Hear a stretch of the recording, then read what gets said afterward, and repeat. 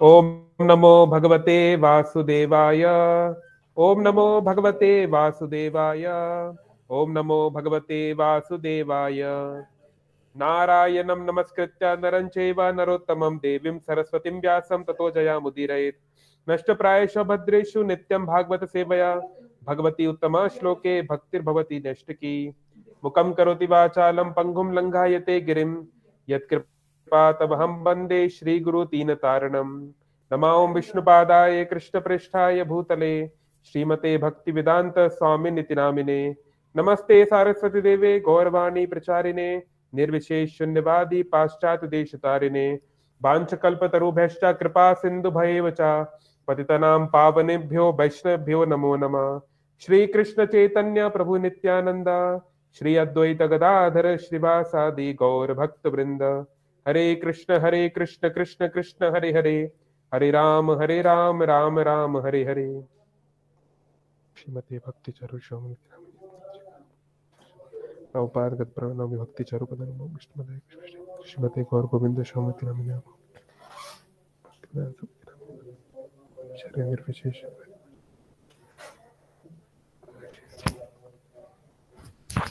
हरे कृष्ण। ये वाला डोर बंद कर दो। तो हम लोग आज जानेंगे how to deal with juniors equals and seniors. अपने से बड़े बराबर और छोटों से, केवल उम्र में नहीं, चाहे ज्ञान में हो, चाहे पद में हो, पोजीशन में हो, चाहे फाइनेंशियली हो, या अलग अलग प्रकार से अलग अलग एस्पेक्ट्स में लाइफ के, उनसे कैसे डील करना चाहिए। तो ये जो श्लोक है ये नारद मुनि का प्रसिद्ध लाइफ एडवाइस ध्रुव को है ना। तो आपकी स्क्रीन पर है श्लोक, म्यूट रखते हुए इसको दोहराएंगे। गुणाधिकान मुदम लिप्सेद अनुक्रोशम गुणाधमात् मैत्रीम समानाद अन्विच्छेन नातापेर अभिभूयते। तो शिला नारद मुनि जो कि भगवान के बहुत बड़े भक्त हैं, कई बार हम लोग टीवी सीरियल में उनको थोड़ा सा कॉमेडी कैरेक्टर की तरह दिखाया जाता है, ऐसा नहीं समझना चाहिए। नारद मुनि बजाए वीणा राधिका रमण नामे। दुनिया के जो बहुत बड़े बड़े भक्त हुए, प्रहलाद, ध्रुव महाराज, वेद व्यास, साक्षात भगवान का रूप वेद व्यास, ये सब उनके शिष्य हैं। वाल्मीकि मुनि है ना। तो नारद मुनि की स्थिति बहुत बहुत ऊंची है।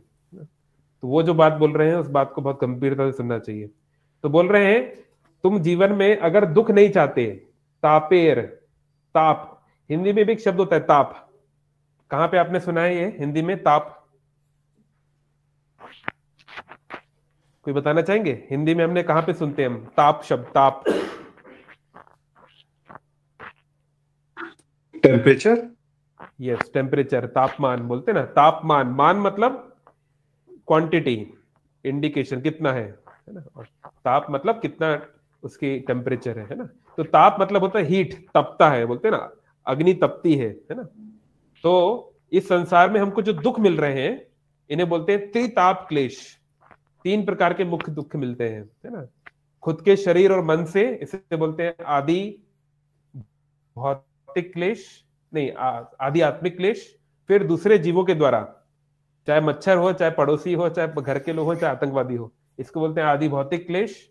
और फिर नेचुरल कॉजेज से, प्रकृति के कारण, भूकंप आ जाए, कोई टेम्परेचर हाई, अभी बहुत सर्दी हो गई, लाइक दैट, इसको बोलते हैं आदि देवी क्लेश। तो जो क्लेश होते हैं, जो दुख होते हैं, उनको ताप बोला जाता है संस्कृत में, क्योंकि हमें तड़पाते हैं है ना, हमें सफरिंग देते हैं। तो नारद मुनि बोल रहे हैं ना तापेर, अगर तुम जीवन में दुख नहीं चाहते, अगर जीवन में खुश रहना चाहते हो, तो ये काम करो। क्या काम करो? गुणाधिकान है ना, अधिक, अधिक शब्द तो हिंदी में भी है। कोई अगर हमसे ज्यादा गुण वाला आपको मिले तो उससे मिलके क्या करो? मुदम है ना।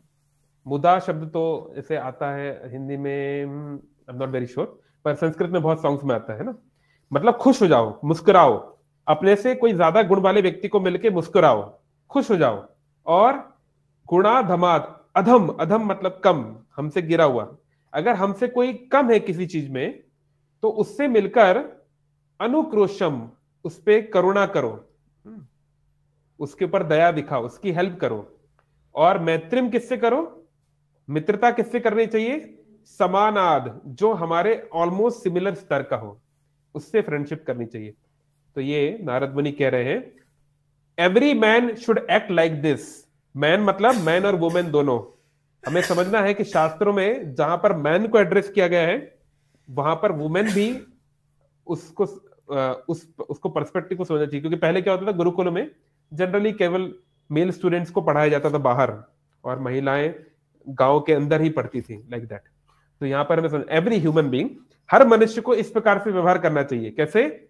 जब वो अपने से किसी बेहतर व्यक्ति से मिले तो उसे बहुत प्रसन्न होना चाहिए, अपने से कम गुण वाले से मिले तो उसके प्रति दयालु होना चाहिए, और अपने बराबर वाले का मिले तो उससे मित्रता करनी चाहिए। इस प्रकार से व्यक्ति संसार के त्रिताप क्लेशों से बच जाएगा, नारद मुनि ने ये कहा है। ओके, तो थोड़ा सा हम लोग बैकग्राउंड में जाएंगे कि क्या हुआ, कि ऐसा क्यों हो रहा है, एंड थिंग्स लाइक दैट। तो ये जो कहानी है ये ध्रुव की है ना, जिसको हम बोलते हैं पोल स्टार। सब लोग जानते हैं पोल स्टार या ध्रुव तारा। ध्रुव तारा की खासियत क्या है? जो लोग थोड़ा बहुत ज्योतिष में इंटरेस्ट लेते हैं, या इवन एस्ट्रोनॉमी में भी लेते हैं, थोड़ा बहुत स्पेस कॉस्मोलॉजी पढ़ते हैं, ध्रुव तारे की खासियत क्या होती है? यस, जतिन जी ने सही नहीं बताया बदलते पड़ेगी। जी। ध्रुव का मतलब है स्टेशनरी, वो एक जगह पे स्थित रहता है। पुराने जमाने में जब सेलर्स होते थे, जो लोग दूर दूर यात्रा करते थे समुद्र में, तो वो लोग के पास कंपास वगैरह तो था नहीं, तो वो लोग ऐसे ही तारों की, नक्षत्रों की पोजीशन को देखकर ही आगे बढ़ते थे कि सही दिशा में जा रहे हैं कि नहीं। तो ध्रुव तारा सबसे इंपॉर्टेंट होता है, क्योंकि वो चाहे कुछ भी हो जाए वो अपनी दिशा में ही रहेगा, तो उसके ऊपर सब लोग रिलाय करते हैं, है ना। तो इसलिए ये एक्चुअली ध्रुव तारा जो है, वहां पे ध्रुव महाराज का लोक है, he is the king of that planet, है ना। तो ये जो ध्रुव है या थे, एक जमाने तक तो थे, अभी वो है कि नहीं वी डोंट नो, बट उनको दिया गया था कुछ समय के लिए वहां पर। तो ये जो ध्रुव है, इसका मतलब ये स्टेशनरी, वेरी फिक्स्ड अप, कोई हिला ना सके उसको। तो ऐसा क्यों इनका नाम पड़ा? क्योंकि ये एक राजा के पुत्र थे, सूर्यवंशी राजा। यस, सूर्यवंशी राजा के पुत्र हैं।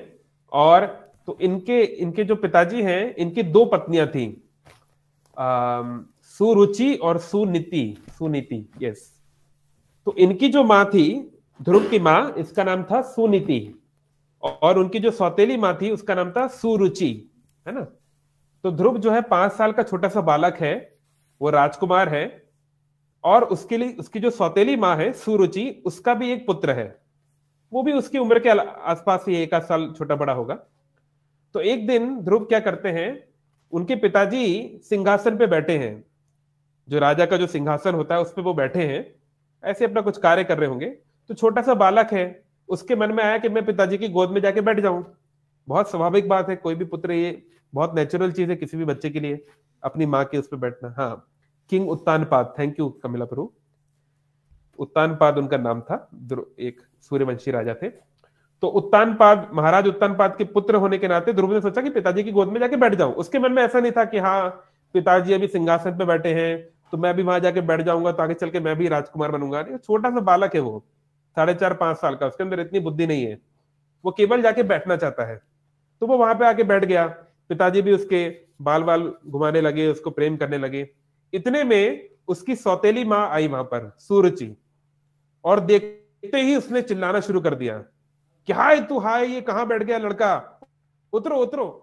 उसको डांट पकार करके उसको उतार दिया, बोले कि यहां पर बैठने का तुमको अधिकार नहीं है, इस राजा की गोद में मेरा बेटा बैठेगा, तो अगर तेरे को उस गोद में बैठना है और आगे चल के सिंहासन में बैठना है तो मेरी गोद से तेरे को जन्म लेना पड़ेगा।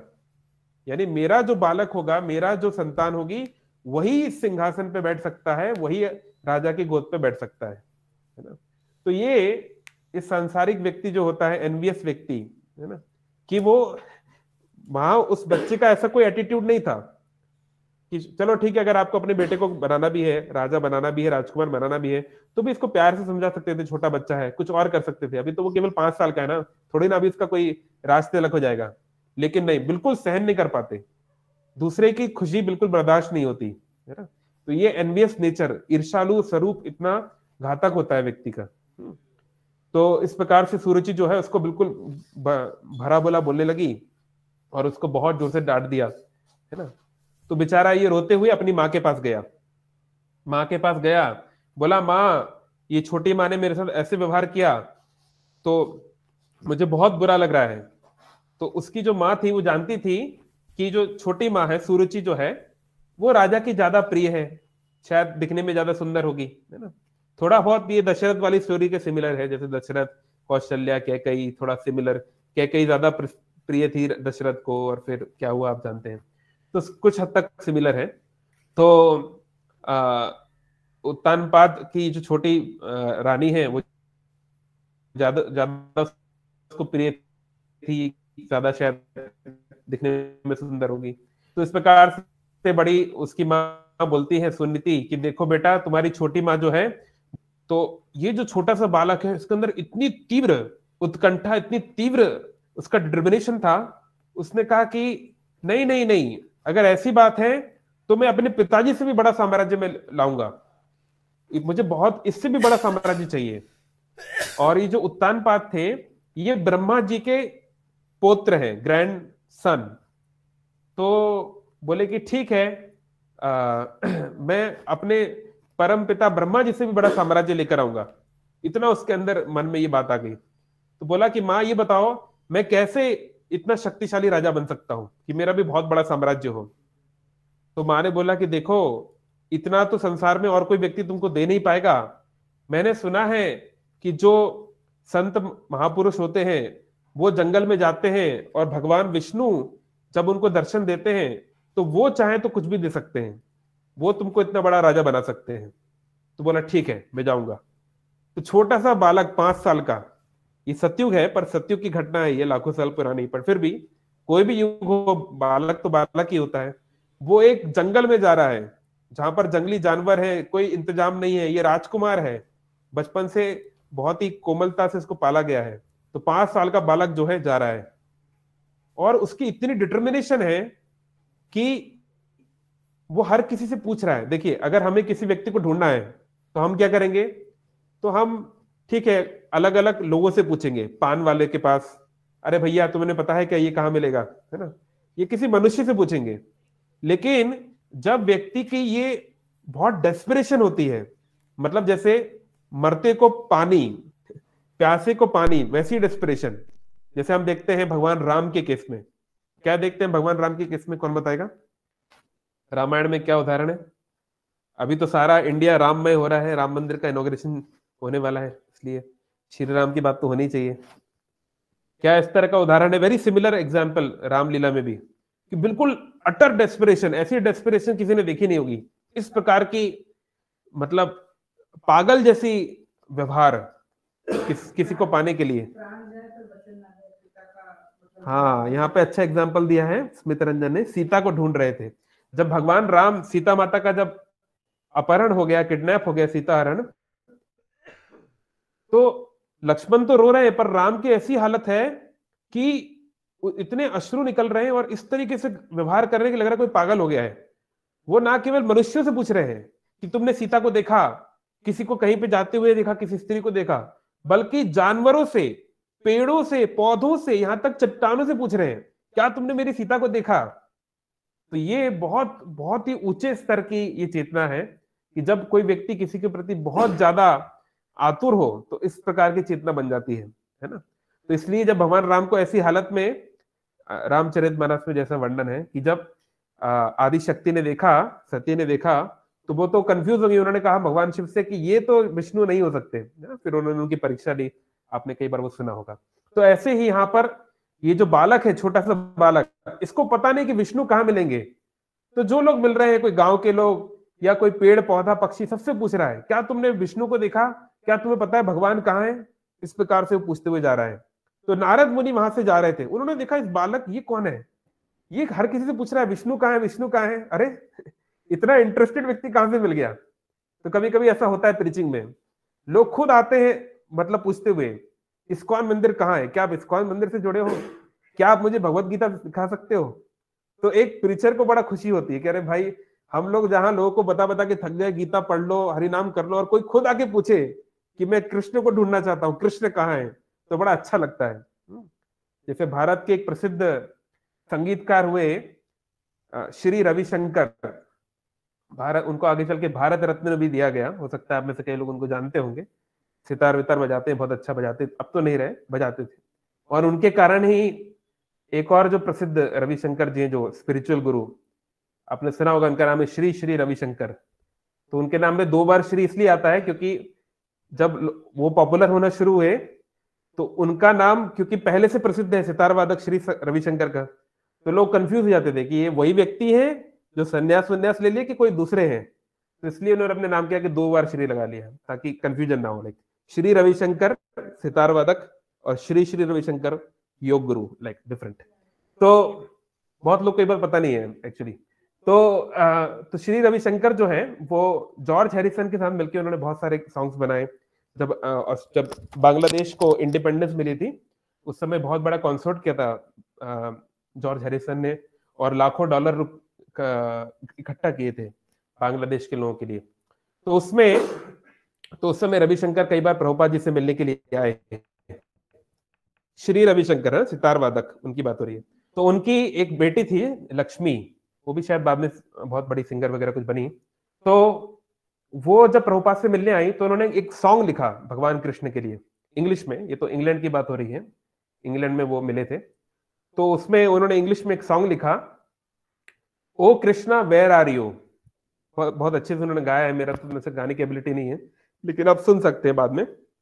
ओ Krishna where are you by Lakshmi Ravishankar, ऐसे कुछ नाम है उनका, मतलब रविशंकर की बेटी है, that's for sure, I think Lakshmi नाम है।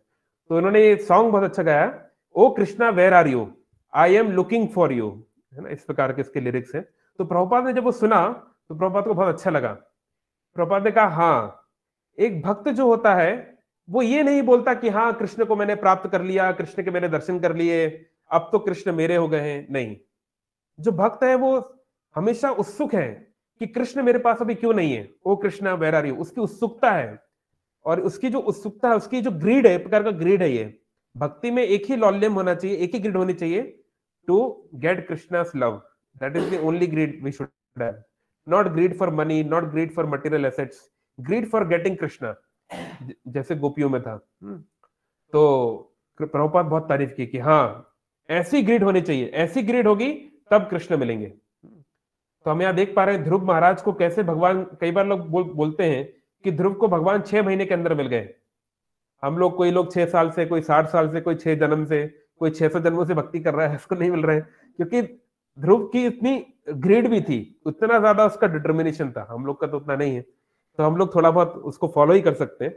तो एनीवे, तो इस प्रकार से वो जब नारद मुनि ने देखा कि ये बच्चा जो है हर किसी से पूछ रहा है, विष्णु कहाँ है, विष्णु कहाँ है, विष्णु को मुझे देखना है, मुझे भगवान विष्णु से मिलना है, तो नारद मुनि जो है उसके पास गए। तो पहले उन्होंने उसकी परीक्षा ली।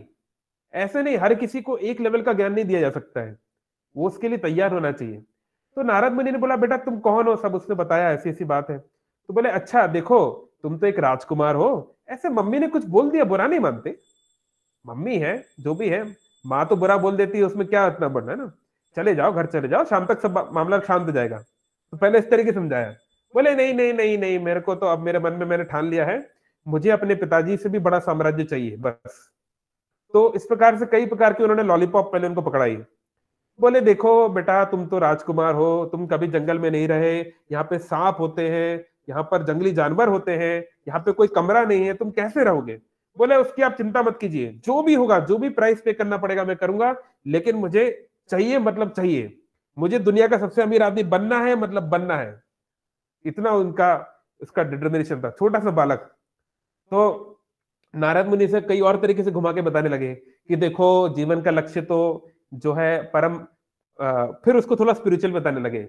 ये सब तो देखो टेम्पररी है, अल्टीमेटली हम लोग आत्मा है, हमको किसी की बात से इतना बुरा नहीं मानना चाहिए, ऐसा वैसा।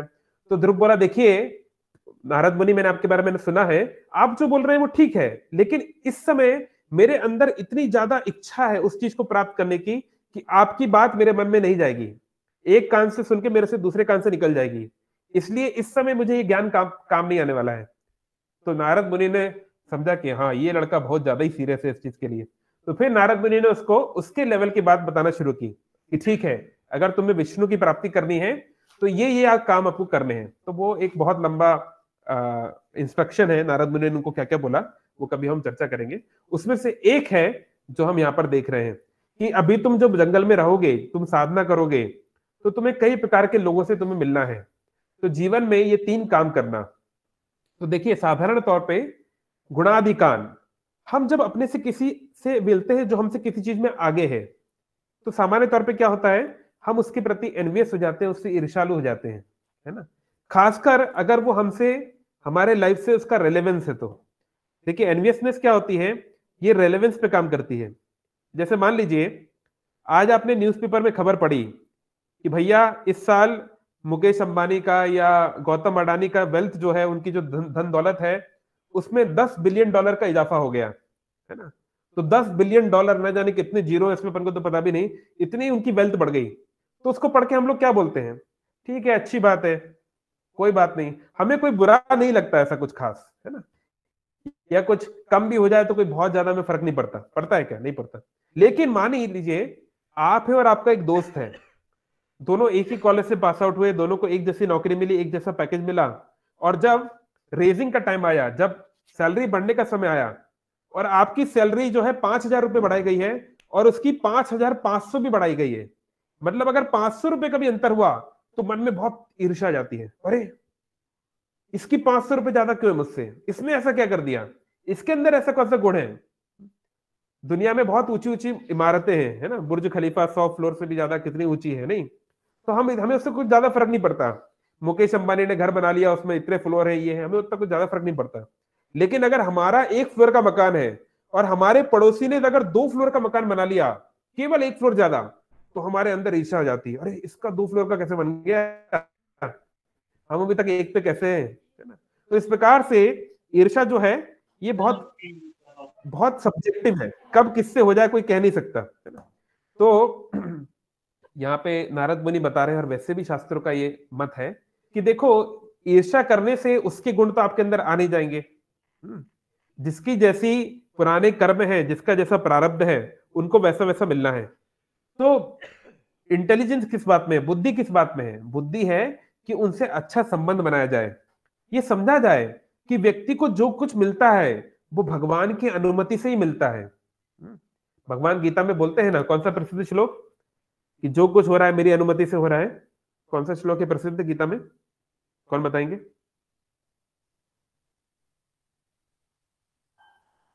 यस, कोई बताना चाहेगा।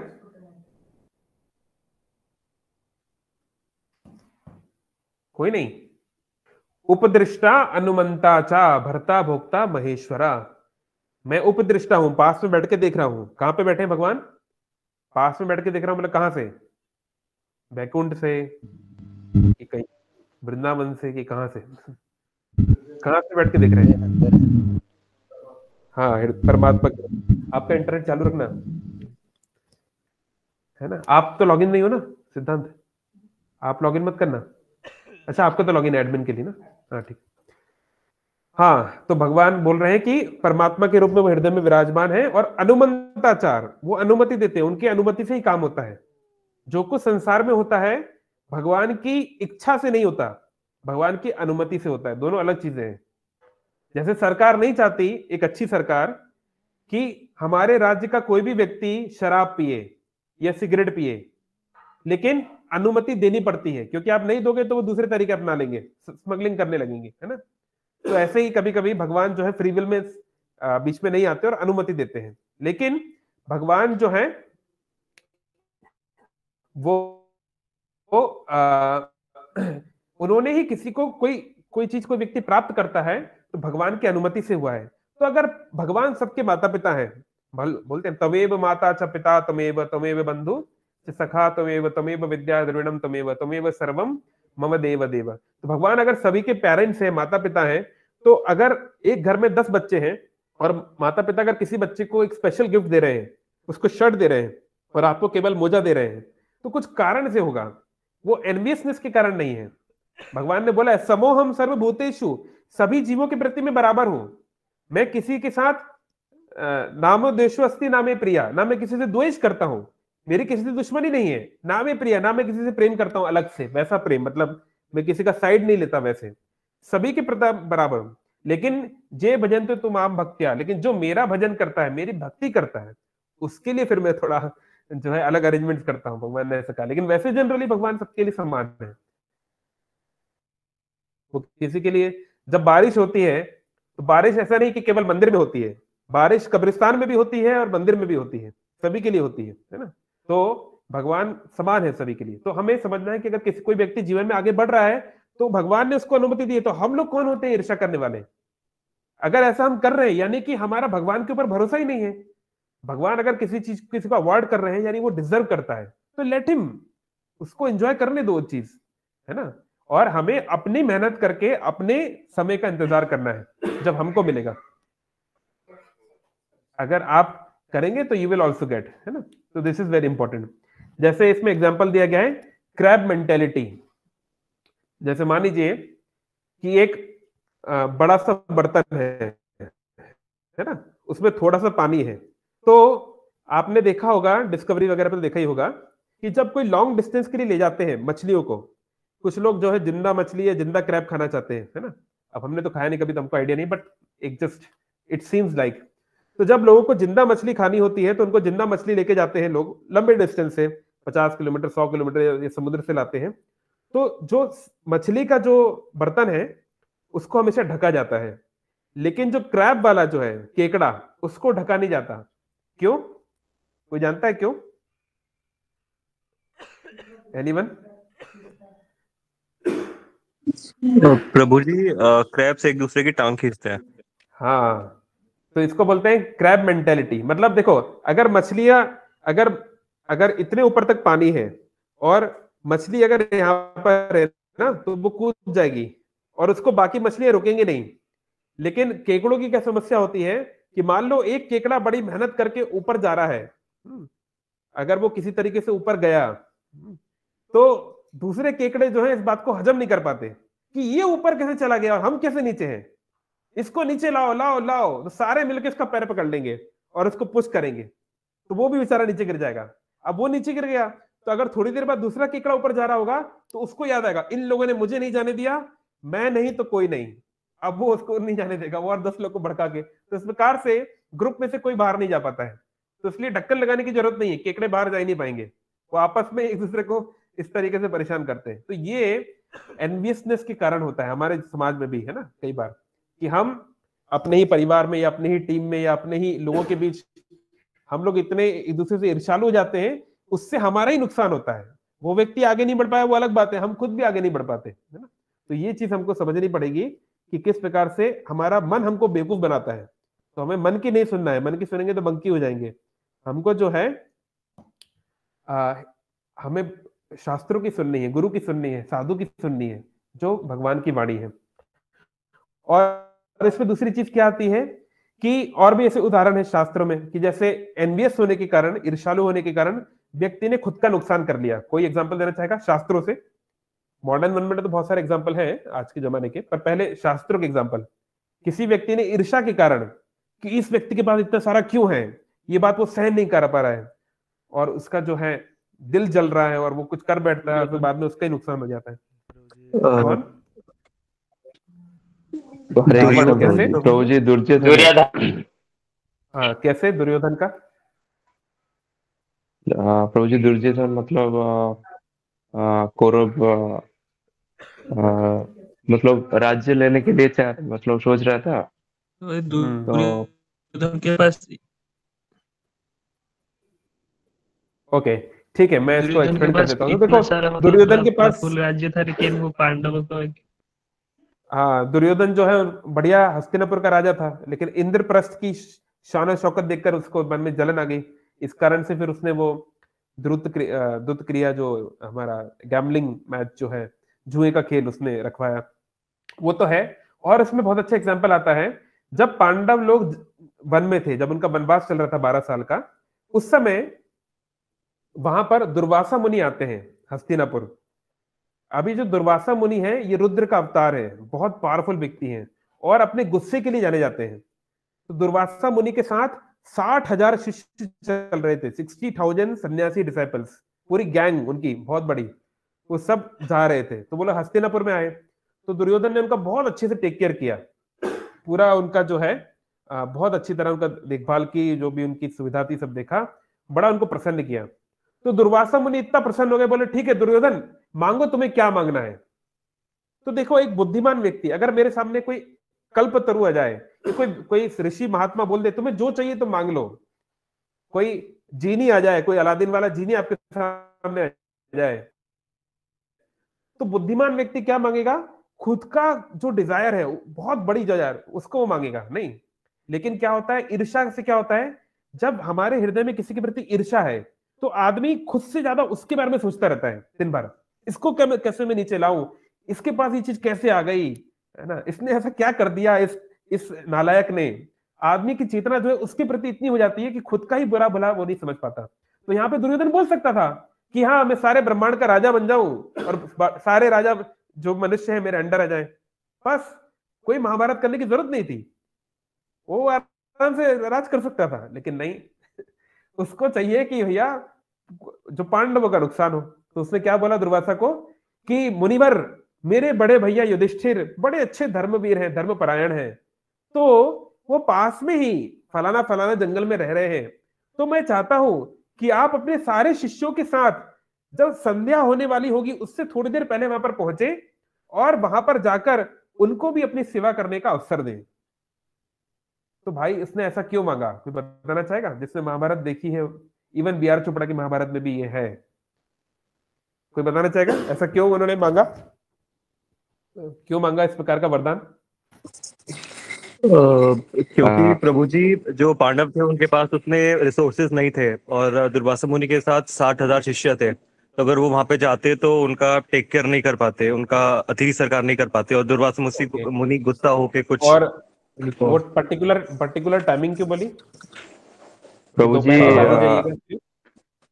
हम्म, प्रभु जी एक्चुअली वो सर, दुर्योधन सोच रहा था कि दुर्वासा मुनि शाप दे देंगे, मतलब टेक केयर नहीं लेंगे तो हाँ वो तो उसके ठीक है, बाद। वो तो ठीक है, पर टाइमिंग्स, वो पर्टिकुलर टाइमिंग्स क्यों बोला? देखिए चैट हाँ, बॉक्स में दोपहर को। हाँ संध्या के जस्ट पहले ही, क्योंकि खाना नहीं था। यहाँ पे क्या लिखा है? पांडव ओके, गए थे। यस जतिन जी ने सही बताया। एक्चुअली जब पांडव लोग वनवास में गए थे उस समय सूर्यदेव ने द्रौपदी को एक खास एक बर्तन दिया था जिसको बोलते हैं अक्षय पात्र। ये अक्षय पात्र देव असुर संग्राम वाले, मतलब वो वाले अक्षय पात्र से अलग है। इस वाले अक्षय पात्र की एक प्रॉब्लम थी, क्या? इससे जितना खाना आप निकालना चाहो खाओ, कोई दिक्कत नहीं है, लेकिन जब आखिर में द्रौपदी इसको खा लेगी तो उसके बाद उस दिन में और खाना नहीं निकलेगा। समझे? मतलब एक घर में क्या होता है, जो घर की जो महिला है वो सबको खिलाती है, फिर आखिर में खुद खाती है। तो ये वाला जो अक्षय पात्र था, जो सूर्यदेव वाला, इसका क्या कॉन्सेप्ट था कि मान लो 1 लाख लोग आ गए, आप सब 1 लाख को वो खिला सकती है, कोई दिक्कत नहीं है, एक एक करके। लेकिन अगर आखिर में उन्होंने खुद खा लिया तो उस दिन में फिर दोबारा वो अक्षय पात्र काम नहीं करेगा। तो दुर्योधन ने ये सोचा कि जब दोपहर का खाना हो गया होगा तब मैं भेजूंगा इनको, ताकि द्रौपदी ने खाना खा लिया होगा और फिर जो है धूम धड़ाका हो जाएगा। और क्या, क्योंकि इतने सारे शिष्यों को कहां से खिलाएंगे 60,000 लोगों को, और अगर ब्राह्मणों को, ऋषियों को भूखा भेज दिया तो फिर तो दुर्वासा मुनि गुस्सा हो जाएंगे कि मेरे शिष्यों के साथ इस प्रकार का सलूक, खाने को भी नहीं दिया और फिर दे धनाधम वो दे देंगे शराब वराब पर, बस। तो ये उनका प्लान था और प्लान सक्सेसफुल भी हो गया। दुर्वासा मुनि पहुंच भी गए, सब हो गया, और उन्होंने कहा कि हम स्नान करके आते हैं, तुम खाने की तैयारी करो। अब यहाँ सारे पांडव डर रहे हैं, क्या करें क्या करें क्या करें। तो उस समय कौन आया बचाने? इतना, अगर आप लोगों ने महाभारत नहीं पढ़ी है, पढ़ना तो मुश्किल है, बहुत बड़ी है, तो एटलीस्ट आप कृष्ण। महाभारत सीरियल देख लीजिए कम से कम, पुराना वाला। हाँ, भगवान कृष्ण आए और एक दाना उन्होंने जबरदस्ती की कि नहीं नहीं नहीं नहीं, कुछ तो है घर में, मुझे खाना ही है, मुझे बहुत भूख है, और जबरदस्ती करके उसमें एक छोटा सा राइस का टुकड़ा था, दाना भी नहीं था, टुकड़ा था, उसको भगवान कृष्ण ने खा लिया।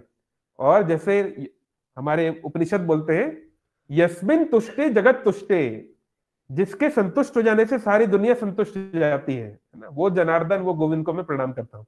तो भगवान कृष्ण ने जब खा लिया तो सारा ब्रह्मांड तो उनके अंदर ही है। तो दुर्वासा और उनके सारे शिष्यों की भी पेट भर गई। बोलो अभी नहाकर निकल ही रहे थे तो सारे शिष्य बोलने लगे कि महाराज, गुरु महाराज, पेट इतना भर गया है, मैं तो पानी भी नहीं पी सकता हूँ। तो दुर्वासा बोले ठीक है, यहीं से वापस निकल लेते हैं, नहीं तो वो लोग हमारे लिए खाने का इंतजाम किए होंगे। तो इस प्रकार से दुर्वासा चले जाते हैं, है ना। तो कहने का मतलब इस प्रकार से एनवियसनेस जो है व्यक्ति को अंधा कर देती है। तो अगर हमारा एनवियस नेचर है, देखिए अगर हमारा और कोई नेचर है, मान लो मैं बहुत गुस्सा करता हूं, मैं बहुत क्रोध वाला हूं, तो कोई बात नहीं, क्रोध को भी भक्ति में लगाया जा सकता है। कौन सा उदाहरण दिया गया उपदेशामृत में? अगर आप बहुत गुस्से वाले आदमी हो तो भी भक्ति में आपके लिए स्थान है। जैसे एग्जाम्पल, किन लोगों ने क्रोध किया जिनका क्रोध बहुत प्रसिद्ध है? क्या क्रोध हो तो इनकी तरह हो? प्रभु जी, हनुमान जी क्रोध किए थे लंका। देखिए इस संसार में कोई व्यक्ति अगर किसी का एक कमरा जला दिया, एक घर जला दे, तो उसे बहुत बड़ा मतलब क्राइम माना जाता है ना। इन्होंने घर जला दिया, हनुमान जी ने पूरा शहर उड़ा दिया। सोचो, शहर का शहर, बहुत बड़ा शहर था वो, तो कितना क्रोध किया होगा उन्होंने। तो क्रोध हो तो हनुमान जी जैसा हो, या अर्जुन की तरह करोड़ों लोगों को मार दिया अर्जुन ने। एक आदमी को मारने के लिए भी आदमी के अंदर बहुत सख्त हृदय चाहिए, करोड़ों करोड़ों लोगों को मार दिया, कितना गुस्सा होगा। तो ऐसे ही अगर हमारे अंदर गुस्सा है तो इस गुस्से को आप सही दिशा पे निकालिए।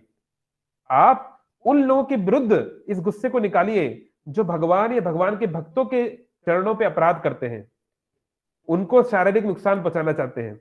आप देश की बॉर्डर पे जाके जो है ये गुस्सा निकाल सकते हैं, है ना, लाइक दैट। या फिर अगर आप पुलिस फोर्स ज्वाइन कर सकते हैं, लाइक दैट, तो उसको सही दिशा दे सकते हैं। ऐसे ही अगर आप बहुत लालची हो, पैसा कमाना बहुत इच्छा है आपकी, कोई बात नहीं, खूब पैसा कमाओ, लेकिन फिर भगवान की सेवा में लगाओ, अच्छा मंदिर बनाओ, प्रसाद डिस्ट्रीब्यूट कराओ, गीता भागवत वितरण कराओ, है ना। तो अन्य सभी जो क्वालिटी है, जो बुरी क्वालिटीज होती है, अगर आप बहुत कामी हो, बहुत किसी लड़की या लड़के के प्रति बहुत आपकी इच्छा है, आप रह ही नहीं सकते, तो आपके लिए भी एक जगह है। वही काम वासना आपको कृष्ण की ओर लगानी है। जैसे कि क्या नाम था उस मथुरा वाली लड़की का जिसके पीठ नीचे थी? हाँ, कुब्जा, यस, कुब्जा।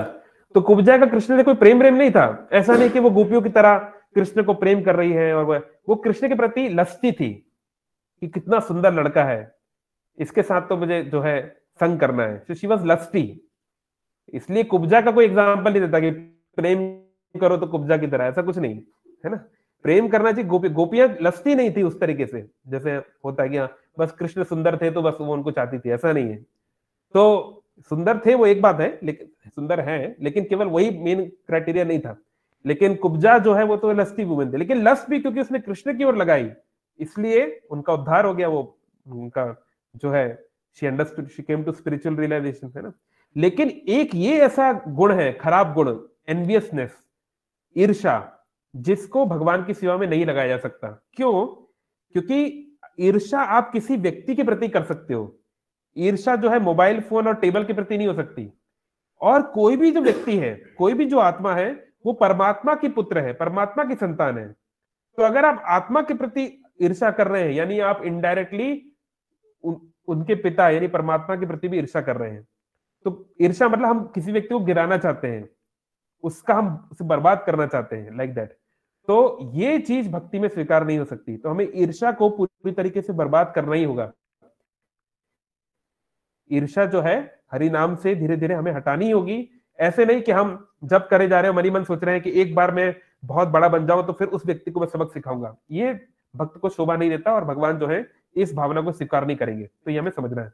और ऐसे ही जब कोई व्यक्ति बहुत नीचे सिचुएशन में है, तो संसार में क्या होता है कि अगर हम किसी की मदद करते भी हैं तो साधारण तौर पे दिखाने के लिए, क्या ये दोस्तों फेसबुक पे सब रेडी है ना, हाँ, फोटो वोटो रेडी है, हम इसको अभी डोनेशन देने वाले हैं है ना। या फिर हमारा नाम हो जाए कि भैया इन्ने फलाना व्यक्ति ने ऐसा ऐसा काम कराया, इतना पढ़वाया प्रसाद, इतना ये किया, इतने लोगों की, उन लोगों को जो है फ्री में ये करा दिया, वो करा दिया, है ना। तो कई बार हम मदद करते भी हैं तो उसमें हमारा एक सेल्फिश एक एटीट्यूड रहता है। फिर भी ठीक है, ना करने से अच्छा है इस प्रकार से करना, that is okay. But at least in devotion we should understand कि कोई व्यक्ति अगर किसी समय में भी नीचे है, मान लो वो फाइनेंशियली नीचे हो, या वो शिक्षा में नीचे हो, या मान लीजिए सोशल स्टेटस सो कॉल्ड किसी और कारण से अगर वो नीचे हो, तो हमें समझना है कि he is again part of the lord's family, वो भगवान के परिवार का हिस्सा है। और अगर मान लीजिए मेरे माता पिता के हम 10 संतानें हैं और एक संतान को पोलियो है, मानो वो बाकी बच्चों की तरह दौड़ भाग नहीं कर सकता, तो अगर मैं मेरे छोटे भाई जिसको पोलियो है, अगर मैं उसकी मदद करूंगा, उसको मैं चलने फिरने में, उसको जाने में मैं मदद करूंगा, तो मेरे माता पिता मुझ पर ज्यादा प्रसन्न होंगे कि नहीं? तो ऐसे ही जीवे दया कृष्ण नाम सर्वधर्म सार, जीव के प्रति दया बहुत महत्वपूर्ण है। महाभारत में प्रसिद्ध श्लोक है कि अगर आपने बहुत जप कर लिया, तप कर लिया, दान कर लिया, व्रत कर लिया, पुण्य कर लिया, लेकिन अगर आपका हृदय दूसरे की वेदना को देखकर अगर पिघलता नहीं है, अगर आपको जीव के प्रति दया नहीं आती, तो आपने अपना समय व्यर्थ कर दिया, you have simply wasted your time, है ना? तो जीव के प्रति दया होना भी बहुत महत्वपूर्ण है। और दया केवल शारीरिक ही नहीं कि हाँ चलो भूखा है, मैंने उसे खाना खिला दिया, ठीक है वो अच्छी बात है, पर कल वो फिर भूखा होगा,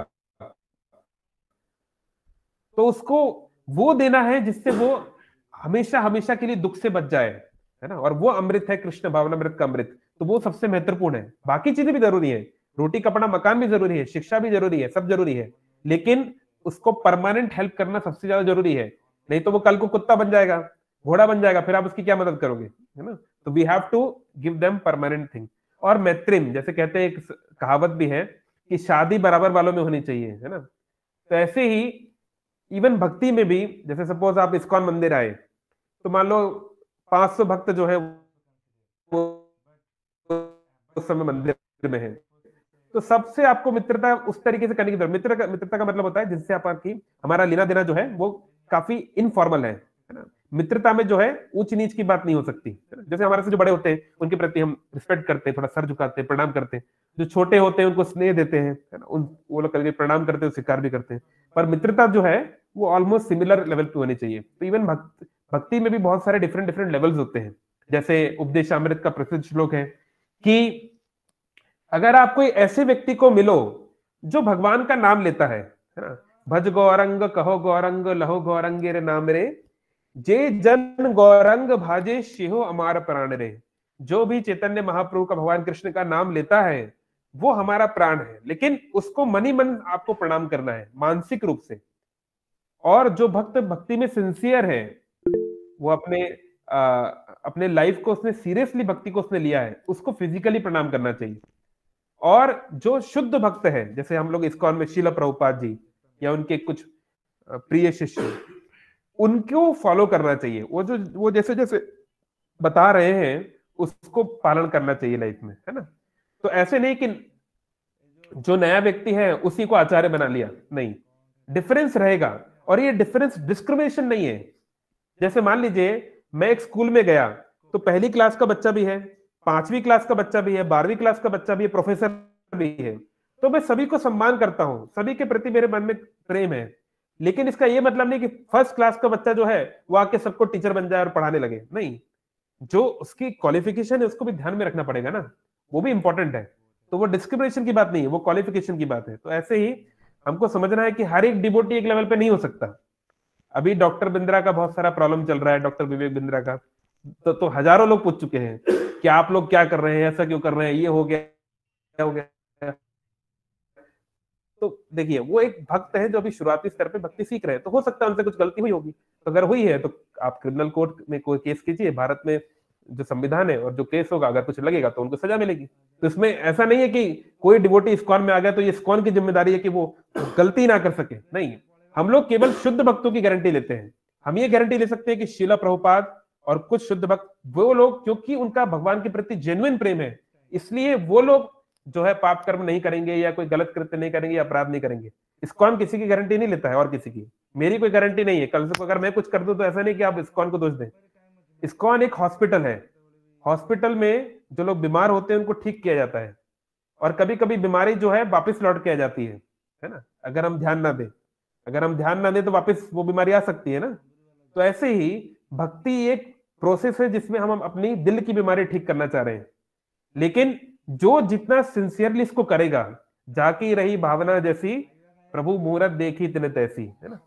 ये प्रसिद्ध श्लोक है जो कि देवे तीर्थे मंत्रे दुजे देवज्ञ भेजसे गुरु यादृशी भावना यस सिद्धिर भवती तादृशी। उसको सरल भाषा में गोस्वामी तुलसीदास जी ने इसमें बताया। लेकिन ये जो ओरिजिनल श्लोक क्या बोल रहा है, मंत्र भी उसी तरीके से काम करता है। यादृशी भावना यस सिद्धिर भवती तादृशी। हरिनाम करते समय हमारी क्या कॉन्शियसनेस है कि हे श्रीमती राधा रानी, हे श्री कृष्णा, कृपया आप मुझे अपनी सेवा में लगाइए, मुझे अपना भक्त बनाइए, ये कॉन्शियसनेस है। या फिर हे राधा कृष्णा, बस एक बार मैं बड़ा बन जाऊं फिर मैं देख लूंगा। तो ऐसा भी हो सकता है, ऐसा होता है कई बार। हम देखते हैं इस्कॉन में बहुत सारे लोग हैं जो आए थे तो बहुत नॉर्मल थे और अभी बड़े बड़े बंगले बन गए, ऐसा हो सकता है। तो इट कैन हैपन। तो ये हमारी कॉन्शियसनेस पर डिपेंड करता है ना। तो यानी कि हमको ये इस प्रकार से इमेच्योर नहीं होना चाहिए कि सारे डिवोटीज एक ही लेवल पे हैं, इससे इतना बेवकूफी है। जैसे एक स्कूल में सारे बच्चे एक लेवल पे नहीं हो सकते, है ना, या सरकार में सारे लोग एक ही लेवल पे नहीं हो सकते। प्राइम मिनिस्टर एक लेवल पे होता है, जो कैबिनेट अलग लेवल पे होती है, फिर और अलग अलग डिफरेंट हायरार्की होती है ना। तो हमें अलग अलग लोगों के साथ अलग अलग स्तर पे ये करना चाहिए, जानना चाहिए। तो ये नहीं कि जो है हम लोग कुछ भावना में बह के हाँ सब समान है, सब बराबर है, सब ये है ना, सब बराबर है, सब समान है, स्पिरिचुअली सब भगवान के हैं। लेकिन इस समय जिसकी जो स्थिति है, जैसे सांप, बिच्छू, शेर, वो भी तो आत्मा है ना। एक आत्मा ही तो शेर के शरीर में है। लेकिन इसका ये मतलब नहीं मैं सांप को गले लगा लूंगा, मर जाऊंगा करूंगा तो नहीं। सांप को प्रेम करने का मतलब है सांप के से रिस्पेक्टेबल डिस्टेंस बना के रखना। भाई वो सांप जा रहा है, दूर रहो, यही सांप के प्रति प्रेम है। बस इससे ज्यादा कुछ करने की जरूरत नहीं है। उसको परेशान भी मत करो और ज्यादा उसके काम में टांग भी मत अड़ाओ, यही है वो प्रेम। ऐसे ही अलग अलग लोगों के साथ हमको समझना है किसके साथ क्या डीलिंग करने से भगवान प्रसन्न हो जाएंगे, बस उसके साथ तुम इतना ही करो, है ना। तो that is this kind of vivek और this kind of wisdom is important. ठीक है, सो 9 बजने वाले हैं। इसमें वैसे और भी बहुत सारी चीजें कही जा सकती हैं, आगे बहुत सारे अच्छी अच्छी श्लोक है, बट समय की अपनी मर्यादा है, तो कभी किसी और दिन। ठीक है, हरे कृष्णा। अच्छा, इसका सॉल्यूशन क्या है, एक फाइनल में पॉइंट बताना चाह रहा था, जस्ट 2 मिनट्स। तो एनवियसनेस का सॉल्यूशन क्या है, लाइक इट्स, ये तो ठीक है आपने बोल दिया। तो एनवी का अपोजिट होता है लव, है ना। प्रेमा पुमार्थ महान, कि केवल प्रेम के द्वारा ही जो है ईर्ष्या प्रवृत्ति को हम जीत सकते हैं। जैसे देखिए, आप खुद सोचिए, किसी पिता को अपने बच्चे के प्रति कभी ईर्ष्या नहीं होती। अरे मतलब सामान्य रूप से, आइडियली, आजकल वो भी चेंज हो गया, लेकिन आइडियली पिता जो है या माता पिता जो है वो कभी अपने बच्चे पे ईर्ष्या नहीं करते कि अरे हमारी सैलरी तो 10,000 थी, हमारा लड़का तो 1 लाख कमा रहा है। बल्कि उन्हें फक्र होता है। क्यों? क्योंकि वो उसे अपना मानते हैं। मेरा बेटा 1 लाख रुपए कमा रहा है ना, या मेरा बेटा यहाँ अमेरिका में रहता है, या मेरा बेटा ने PhD किया, है ना। क्योंकि वो उसे अपना मानते हैं, है ना, उसको वो अलग नहीं मानते, अपना अंग मानते हैं। तो इसलिए ईर्ष्या नहीं आती। तो ईर्ष्या का जो समाधान है वो प्रेम। अगर उस व्यक्ति के प्रति मेरा प्रेम डेवलप हो जाए तो उससे मैं ईर्ष्या नहीं करूंगा। और प्रेम कैसे डेवलप होगा? जब प्रेम पुरुषोत्तम भगवान कृष्ण से संबंधित होकर हम उसको देख पाएंगे कि अगर वो भी भगवान के परिवार का हिस्सा है। हम लोगों ने क्या है, बहुत सारे अलग अलग समाज में कैटेगरी बांट रखी है, इतनी कैटेगरी बांट रखी है कि हम भूल जाते हैं कि भगवान चिल्ला चिल्ला के बोल रहे हैं, अहम बीज प्रतापिता, जहां पर भी आत्मा है, जहां पर भी जीवन है, वो मेरा ही रूप है, मैं उसमें निवास करता हूं। हम लोग इस बात को बार बार भूल जाते हैं, हालांकि सुना हजारों बार है। तो अगर हम किसी के प्रति ईर्ष्यालु हो रहे हैं तो भगवान उसके हृदय में बैठ के हमसे प्रसन्न तो नहीं होंगे कम से कम, है ना। तो इसलिए अच्छा, अगर कोई बोले हमारे प्रति कोई जीव ईर्ष्यालु हो तो चलो हम उसके प्रति ईर्ष्यालु नहीं है। जैसे दुर्योधन युधिष्ठिर महाराज के प्रति, युधिष्ठिर महाराज तो उसका भला ही चाहते हैं। तो फिर उसमें अलग अलग लेवल रहता है, साम दाम दंड भेद, उससे अलग अलग लेवल, हम कुछ लेवल तक टॉलरेट कर सकते हैं। फिर अगर बात नहीं समझ में आ रही है उसको तो फिर हमको फिजिकली भी करना पड़ेगा, वो फिर अलग बात है। लेकिन एटलीस्ट मन में हमें सबका भला चाहना चाहिए। युधिष्ठिर ने कभी मन में ये नहीं सोचा कि दुर्योधन और उसके सारे परिवार का विनाश हो जाए, नहीं। मरने के बाद उसी दुर्योधन के पिता का उन्होंने ध्यान रखा। उसके पिता जब धृतराष्ट्र चले गए, विदुर ने उनको लेके चले गए, जाओ चलो यहाँ से, कब तक बुढ़ों की तरह यहाँ रहोगे। उनको थोड़ा सा बोल बाल के उन्होंने भड़का के ले गए। तो युधिष्ठिर सबसे ज्यादा रो रहे थे, है ना। तो इसलिए युधिष्ठिर को इतना महान माना गया, उनको जो है अजात शत्रु बताया गया है, लाइक दैट। तो अगर हमको जो है, हमको अगर ये जीतना है तो हमें समझना, जैसे देखिए इस संसार में एक व्यक्ति की एक ही गर्लफ्रेंड या बॉयफ्रेंड हो सकता है ना, एक ही प्रेमी हो सकता है। लेकिन भगवान कृष्ण की लीला में देखो, रास लीला का एक ये भी बताया गया है वृत्तांत आचार्यों के द्वारा कि रास लीला में भगवान के साथ हजारों गोपियां नाच रही हैं, करोड़ों गोपियां नाच रही हैं, कम से कम 16,108 तो है ही, और दूसरी जगह पे दूसरे वर्णन भी है, करोड़ों भी है। तो भगवान कृष्ण क्या है, ऐसे नहीं कि भगवान राधा के साथ नाच रहे हैं बीच में और सारी गोपियां बस देख रही हैं, बस ऐसा नहीं। भगवान कृष्ण जो है सॉरी, हर एक गोपी के साथ पर्सनली नाच रहे हैं, मतलब वो हर एक गोपी के साथ पर्सनली है। पहले 8 गोपियों के साथ वो 8 रूप में है, फिर 16 के साथ 16 रूप में है, लाइक दैट। तो जितनी गोपियां उतने कृष्ण भी है।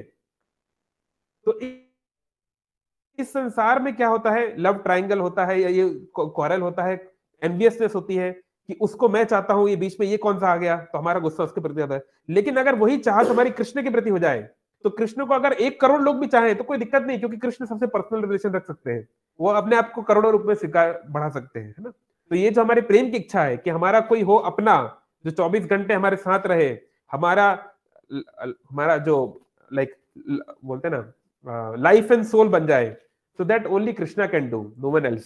तो इसलिए let us try to direct our enviousness और our lower modes towards Krishna, तो वो धीरे धीरे सबको स्वीकार कर देंगे, ठीक कर देंगे। ओके, ठीक है जी, हरे कृष्णा। अगर अभी किसी का कोई प्रश्न हो तो बोल सकता है, नहीं तो मैं चैट बॉक्स में देख रहा हूँ। मुझे चैट बॉक्स में क्वेश्चन। हरे कृष्ण प्रभु जी। जी कहिए।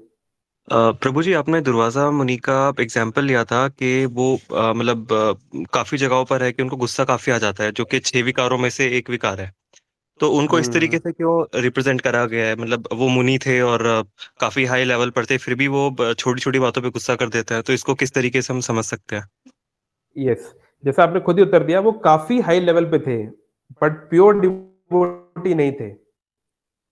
That's the thing. अगर आप काफी हाई लेवल पर भी हो तो भी आपसे गलती हो सकती है, ब्रह्मा जी से भी गलतियां हो सकती हैं, इंद्रदेव से भी गलतियां हो सकती हैं। तो एक तो हमको ये दिखाने के लिए है, और दूसरा वो मुनि थे, मतलब वो दूसरे प्रकार की चीजें करते थे, नॉट डायरेक्ट भक्ति योगा। मुनि मतलब जनरली दे विल डू ज्ञान योग और अष्टांग योग, है ना, लाइक दैट। तो ये जो रुद्र अवतार है, हमें समझना है रुद्र सदाशिव नहीं होते। ऐसे नहीं कि जो भी रुद्र अवतार है वो सब भगवान शिव बन गए, नहीं। रुद्रों में मैं शिव हूं, भगवान ने गीता में क्या बोला है, रुद्रों में मैं शिव हूँ। 11 रुद्र होते हैं, उसमें हनुमान जी भी है, ये भी है, अश्वत्थामा भी है ना। अब अश्वत्थामा ने तो क्या क्या काम किए हैं यहाँ पे गिनाएंगे तो अच्छा नहीं लगेगा। तो ऐसा हमें समझना पड़ेगा कि रुद्र एक जीव है जिनको भगवान शिव एक विशेष शक्ति देते हैं कोई विशेष कार्य करने के लिए, है ना। रुद्र साक्षात शिव नहीं है। तो दुर्वासा एक रूप है रुद्र के, लेकिन उनके अंदर भी मिस्टेक्स है, उनके अंदर भी कमियां हैं। तो वो कमियां कभी कभी बाहर आती है, लेकिन फिर भी हम लोग के अंदर जैसे 99% गंदगी है, 1% अच्छी चीज है, उनके अंदर केवल 1% ही कुछ चीजें कम हो सकती है, 99% इज वेरी एक्सॉल्टेड।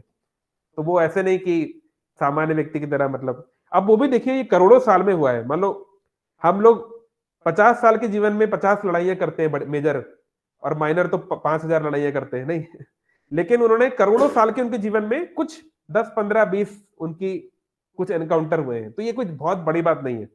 अगर आप भी 1 करोड़ साल जियोगे तो आपके साथ भी ऐसा हो सकता है, नहीं। तो हमको ये भी देखना है कि it's been a long time, तो कभी कभी उनसे गलतियां होती हैं। तो वो प्योर डिवोटी नहीं है। आप नारद मुनि के बारे में कभी ऐसा नहीं सुनोगे कि नारद मुनि जो है किसी में भड़क गए बिना मतलब और देह धला दे, क्योंकि he is a pure devotee, he is in much exalted. उनका भक्ति का स्तर बहुत ऊंचा है। जब रावण ने, अध्यात्म रामायण या दक्षिण कदम रामायण किसी में आता है, रावण ने, नारद उनको समझा रहे थे कि रावण तुम राम से युद्ध मत लड़ो, तुम नहीं जानते वो कौन है। तो रावण का दिमाग खराब हो गया, उसने अपना अस्त्र निकाला, तलवार वगैरह जो भी थी, और नारद मुनि के ऊपर वार कर दिया।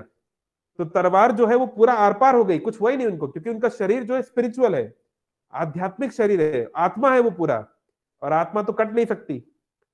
तो नारद बोला अच्छा ये सब छोड़ो, ये बताओ आपकी ऐसा शरीर कैसे मिलेगा वो सब बातें आप भूल जाइए। तो नारद मुनि बोलते हैं ठीक है, मैं तुमको ऐसा शरीर दिलवा सकता हूँ। बोले कैसे? बोले जिस राम से तुम युद्ध करना चाह रहे हो उसका ही तुम्हें भक्त बनना पड़ेगा, तो तुम्हें ऐसा शरीर मिल सकता है बोला नहीं नहीं कुछ और बताओ। तो लाइक दैट। तो नारद मुनि इज वेरी एक्सॉल्टेड, तो उनसे इस तरह की गलती नहीं होगी। बट हाँ, और किसी से हो सकती है। हम देखते हैं विश्वामित्र मुनि, शौबरी मुनि, बहुत सारे मुनियों का एग्जाम्पल है शास्त्रों में कि आप बहुत बड़े स्तर पे पहुंच के भी आपसे गलतियां हो सकती हैं। इसलिए कभी भी अपने मन पे भरोसा मत करो, हमेशा गुरु साधु शास्त्र की शरण में रहो। अपने मन के अहंकार में आप आएंगे तो इस प्रकार से, और वो तो बहुत बड़े स्तर पे है, हम तो ऑलरेडी जैसे बोलते हैं ना गरीबी में आटा गीला। मान लो किसी के पास 500 करोड़ रुपए है और उसके 499 करोड़ रुपए चले गए, तो भी कम से कम 1 करोड़ तो है। अपने पास एक ही रुपया है, अगर वो भी चला जाएगा तो क्या होगा, है ना, लाइक दैट। जी प्रभु जी, हरे कृष्णा। हरे कृष्णा। और किसी का क्वेश्चन नहीं तो मैं चैट बॉक्स में पढ़ता हूँ।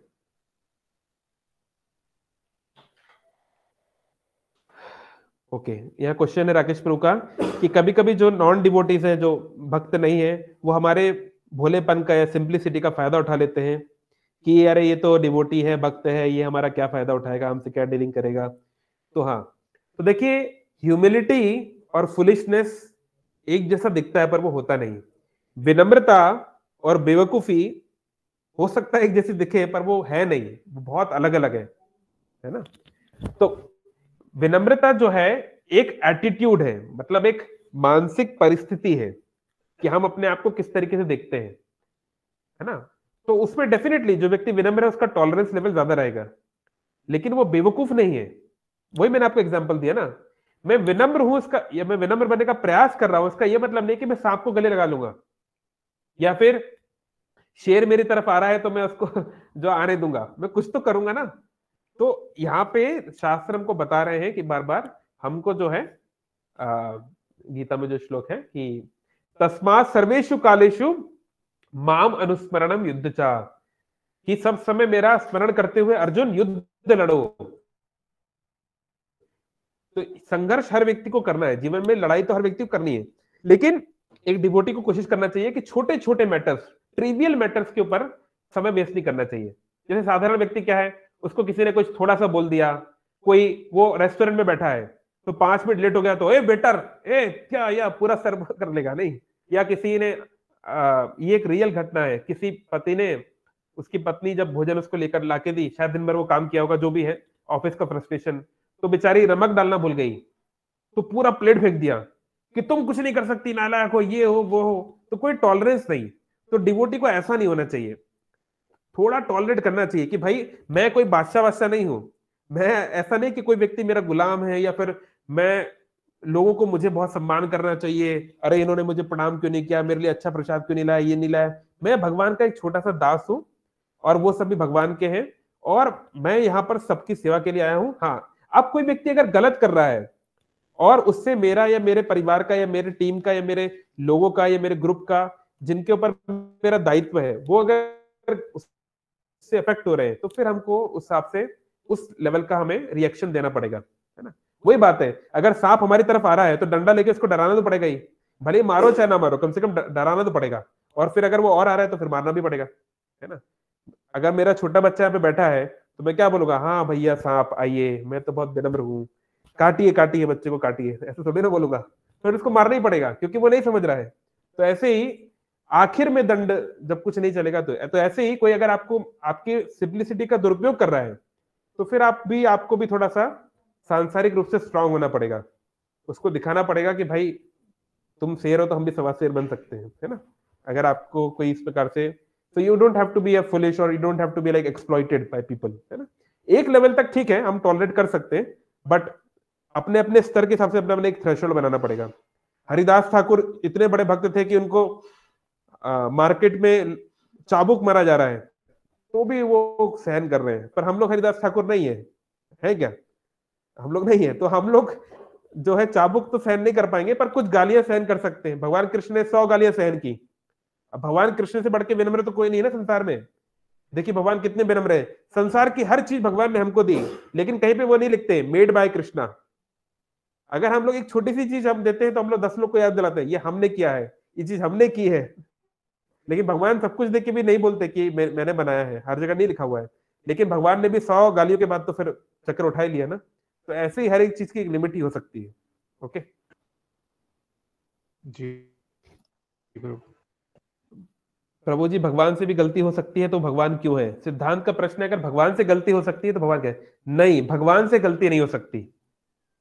मैंने आपको बोला जो साधक है, चाहे संत हो, महात्मा हो, गुरु हो, मुनि हो, जब तक वो 100% प्योर डिवोटी ना बन जाए नारद मुनि की तरह, तब तक उनसे गलती हो सकती है। मैं ये बोलना चाह रहा हूं, साधक, प्रैक्टिस, प्रैक्टिस का मतलब ये होता है जब आप सीख रहे हो, है ना, जब आप क्रिकेट खेलते हो, सिद्धांत क्रिकेटर है, आप क्रिकेट खेलते हो तो आपकी टेक्निक में फॉल्ट हो सकता है ना। आप थोड़ी ना कि छोटा बच्चा भी तेंदुलकर बन जाएगा, ऐसा थोड़ी ना होता है। सालों की मेहनत के बाद तो तेंदुलकर बनता है ना। तो जब तक हम साधना कर रहे हैं हमसे गलती हो सकती है। भगवान की बात छोड़ दो, भगवान के जो शुद्ध भक्त हैं उनसे भी गलती नहीं हो सकती। पद्म पुराण का श्लोक है, जीवन मुक्त स उच्चते, ऐसा व्यक्ति जीते जी मुक्त होता है, वो संसार से बन नहीं सकता। तो भगवान के जैसे शुद्ध भक्त हैं, जैसे नारद मुनि, हनुमान जी, प्रहलाद महाराज, है ना, आगे चल के ध्रुव महाराज भी बन जाए, जैसे अभी ध्रुव महाराज, अभी हम जो बात कर रहे हैं जिस श्लोक की, यहाँ पर ध्रुव महाराज प्योर डिवोटी नहीं है। ध्रुव एक लड़का है जिसको एक बहुत बड़ा राज्य चाहिए, वो कोई डिवोटी विवोटी नहीं है अभी, लेकिन वो बन जाएंगे भविष्य में। भविष्य में इतने महान भक्त बनेंगे कि अभी उनका हम गुण गा रहे हैं, है ना। तो ऐसे ही शीला प्रभुपाद, तो भगवान की बात छोड़ दीजिए, भगवान का शुद्ध भक्त भी कभी गलती नहीं कर सकता, और भगवान तो गलती कर ही नहीं सकते। जो हमें लगता है कि भगवान गलती कर रहे हैं, वो भगवान की लीला है। लीला मतलब नाटक, ड्रामा है ना। जैसे मान लो कृष्ण लीला में, राम लीला में, कोई भी लीला में ऐसा लग रहा है कि वो गलती कर रहे हैं, वो गलती नहीं है, इट इज अ ड्रामा, जिससे कि वो कुछ मैसेज दे सके संसार में, है ना। वैसे भगवान कभी गलती नहीं करते। जैसे मान लो कुछ लोग बोलते हैं कि सीता जी की परीक्षा करवा दी, या शंभुक को मार दिया, या मान लो भगवान कृष्ण ने महाभारत का युद्ध करवा दिया, कर्ण को मरवा दिया, ऐसा वैसा, ये गलती थी। कोई गलती नहीं थी, हर चीज के पीछे एक रीजन है, ऐसा क्यों हुआ, है ना, वो कभी हम लोग अलग से चर्चा कर सकते। तो भगवान कभी गलती नहीं कर सकते, क्योंकि भगवान का नाम ही Achyut, one who can not chyut, one who can not fall down, है ना। क्योंकि भगवान ही तो परफेक्ट है। जब भगवान के भक्त परफेक्ट हो सकते हैं तो भगवान कैसे परफेक्ट नहीं होंगे, जिनसे उनको सारी शक्ति मिल रही है ना। Okay, anything else? ठीक है प्रभु जी, तो जो हाँ कहिए, कोई बोल रहा था कुछ, कहिए कहिए। अंकेश आप कुछ बोलना चाह रहे हो, पर आपकी आवाज बंद है शायद। उनके साथ कैसे संबंध मतलब रखें? आपका आवाज कट गया बीच में। बिहेवियर क्या कैसे फिर से रहना बोलो, चाहिए किनके साथ? प्रभु जी? हमसे जो छोटे, हमारे समान, और हमसे जो बुजुर्ग, उनके साथ हाँ, कैसे मतलब बिहेवियर रखना चाहिए? हरे कृष्णा। अरे तो अभी तो रामायण खत्म हो गया, अब तुम बोल रहे हो सीता कौन है? ये तो बताया अभी हमने आपको। इस श्लोक में क्या बताया जा रहा है, स्क्रीन पे देखो। जो बड़ा है उसको मिलके प्रसन्न होना चाहिए कि हाँ, आज मैं इस व्यक्ति से मिला हूं, इनसे मुझे कुछ सीखने को मिलेगा, इनसे मुझे कुछ इंस्पिरेशन मिलेगा, मोटिवेशन मिलेगा, कुछ टेक्निक सीखने को मिलेगी। तो उनसे ईर्ष्या ना करके उनसे सीखने का प्रयास करें, उनके सामने झुक जाना चाहिए। जो हमसे कम है उसको हाथ देना चाहिए, कोई बात नहीं, मैं हूं तेरे साथ, आजा। उसको हमें हेल्प करना चाहिए, उसके प्रति दया दिखाना चाहिए। और जो बराबर वाला है, ऑलमोस्ट थोड़ा बहुत 19-20 चलता है, उसके साथ मित्रता, मतलब उसके साथ हमारा रिलेशन ज्यादा डायनामिक या ज्यादा रेगुलर हो सकता है। समझ में आया? जी। ऐसे इनका प्रश्न है कि लीला केवल भगवान करते हैं कि भगवान के शुद्ध भक्त भी करते हैं? हाँ, प्रभुपाद जी की जो बायोग्राफी है उसका नाम क्या है, कौन बताएगा? श्रील प्रभुपाद जी की जो बायोग्राफी, इसका नाम क्या है? प्रभुपाद लीलामृत। हाँ, लीलामृत। अमृत, मृत मतलब मर जाना, आ मतलब नहीं। जिस लीला को सुन के व्यक्ति अमर बन जाए, मतलब जिसको सुन के व्यक्ति आध्यात्मिक चेतना में आ जाए, स्पिरिचुअल कॉन्शियसनेस में आ जाए, और फिर कभी उसकी मृत्यु ना हो, वो भगवान के धाम पहुंच जाए, उसको बोलते हैं लीलामृत। तो हाँ, भगवान के भक्त, लीला मतलब होता है अगेन, कोई व्यक्ति कुछ कार्य कर रहा है दूसरे को कुछ सिखाने के लिए, या फिर किसी को आनंद देने के लिए। जो हम कोई ड्रामा करते, कोई नाटक करते, क्यों करते हैं? एंटरटेनमेंट के लिए, एजुकेशन के लिए, एनलाइटनमेंट के लिए। तो यही लीला है। तो भगवान के भक्त भी लीलाएं कर, जैसे यहाँ नारद मुनि कर रहे हैं, है ना। नारद मुनि एकदम साधारण व्यक्ति की तरह बातचीत करते हैं, सिंपल जैसे करते हैं ना। तो उनको वो सब करने की जरूरत नहीं है, वो चाहे तो क्या नहीं कर सकते, बट वो just he gets along the role. उनको जो रोल दिया गया वो उसमें उसमें ही बैठ जाते हैं, उसमें लग जाते हैं, रम जाते हैं, है ना। भगवान के शुद्ध भक्त जो करते हैं वो भी लीला। तो कोई बोल सकता है अरे हम सब भी क्या लीला कर रहे हैं क्या? है ना, वो करे तो रास लीला, हम करें तो कैरेक्टर ढीला। हम लोग लीला नहीं कर रहे हैं, क्यों? हम प्रकृति के द्वारा मजबूर हैं। आप दोनों चीजों में बहुत अंतर है। ऐसा नहीं थी मेरी इच्छा थी कि हाँ भाई भारत में मध्य प्रदेश के भोपाल में मेरा जन्म हो जाए, इस परिवार में मेरा हेल्थ इतना हो, मेरा वेट इतना हो, मैं यहां से पढ़ाई करूं। ये सब हमारे हाथ में नहीं है, हम प्रकृति के द्वारा फोर्स होते हैं। हमारे पुराने कर्मों के अनुसार हमें कुछ चीजें मिलती है, we are force by it. ऐसा नहीं था कि हमारी इच्छा थी हाँ कोरोना आ जाए, इसमें 15-20 लाख लोग मर जाएं, ऐसे कोई इच्छा करता है क्या? नहीं।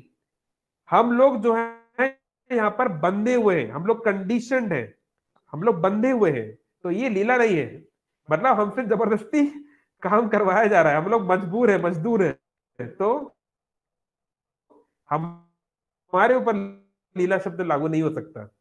लीला उसके लिए है जो मुक्त है, पर वो यहाँ आने का नाटक कर रहा है, इज डूइंग अ ड्रामा। ये हमारे लिए तो प्रभुपाद जैसे भक्त, नारद मुनि जैसे लोग हैं, वो जब चाहे वैकुंठ जा सकते हैं, लेकिन वो यहाँ पर आए हैं भगवान की एक विशेष मैसेज को देने के लिए, भगवान की विशेष शिक्षा हमको दिखाने के लिए। इसलिए उनके लीला, उनके जीवन को लीला कहते हैं।